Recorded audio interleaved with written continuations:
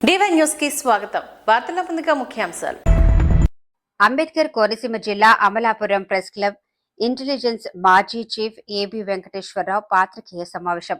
నా జీవితంలో కాళ్ళు చేతులు ఆడిన వరకు సమాజం కోసం పనిచేస్తాను అని రిటైర్డ్ ఫంక్షన్ లో చెప్పాను. రాజకీయాల్లోకి వస్తున్నాను. ప్రజల మెరుగైన భవిష్యత్తు కోసం ప్రయత్నిస్తాను. జగన్ పై నేరుగా ఆరోపణలు. జగన్ పార్టీ విధ్వంసం చేసింది. రాష్ట్రం కోలుకొని దెబ్బ కొట్టాడు. ప్రజాస్వామ్య విలువలు, ఆర్థిక సామాజిక విధ్వంసం సాగింది. వైసీపీ వాళ్లకు సంఘంలో గౌరవం లేదు. జగన్ ఎట్టి పరిస్థితుల్లోనూ మళ్లీ రాకూడదు.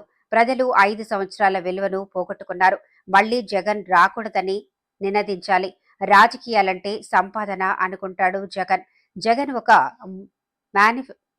మానిస్టర్. అక్రమాలు చేసే వారికే ఆయన పెద్దపీట వేస్తారు. కులాలు వర్గాలుగా ప్రజలను విడదీశాడు. కేవలం తన స్వార్థం కోసం బలి పెడతాడు. విపరీత మనస్తత్వం కలిగిన జగన్ను ఆయన వెంట ఉన్న నేతలు వీడండి. కోడికత్తి శ్రీను జగన్ కోసం బలైన మొదటి వ్యక్తి. అతని జీవితాన్ని జగన్ చిదిమేశాడు. 5 సంవత్సరాలు జైల్లో పెట్టించాడు. సాక్ష్యం చెప్పకుండా కేసును జగన్ నీరుగార్చే ప్రయత్నం చేస్తున్నారు. జగన్ చేతుల్లో మరోసారి భవిష్యత్తు పెడితే బుగ్గి చేస్తాడు. ప్రజల విజ్ఞత మీద నమ్మకం నాకుంది. ఎప్పటికైనా ప్రజల తీర్పే ఫైనల్. కోడికత్తి శ్రీను నా వంతు సహకారం ఇస్తాను. కోడికత్తి శ్రీనుకు నా వంతు సహకారం ఇస్తాను. నా అనుభవంతో కోడికత్తి శ్రీను నిలబెడతాను. జగన్ బాధితులకు అండగా ఉంటాను. జగన్ అక్రమాలు అన్యాయాలు బయట పెడతాను.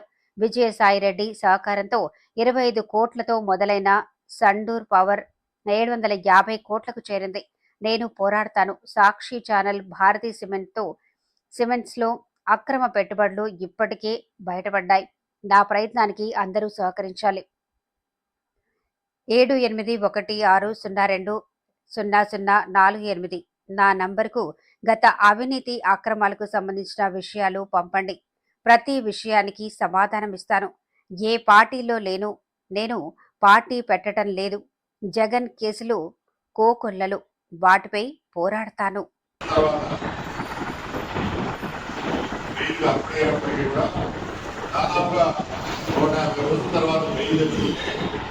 మళ్ళా ఆ బెయిల్ని వెంటబడి హైకోర్టులో న్యాయం చేసి 5 సంవత్సరాల పాటు జైల్లో వచ్చి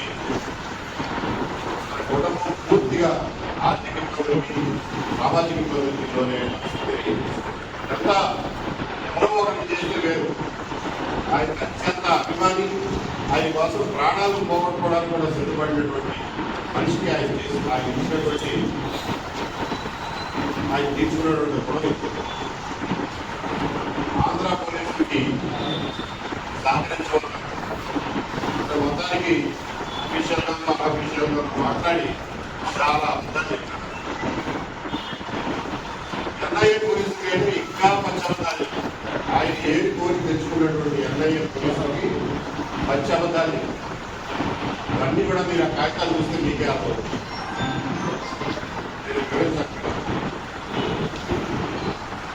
తన అబద్ధాలు సాక్ష్యం చెప్పడానికి తను చెప్పినటువంటి అబద్ధాలని ఎక్కడ బయటపడిపోతాయన్న భయంతో ఈ రోజున విచారణకు రాకుండా, సాక్ష్యం చెప్పకుండా కేసుని పిటిషన్ మీద పిటిషన్ వేసి వాయిదాలు వేస్తూ ఆ కేసు విచారణకి రాకుండా ఈ రకంగా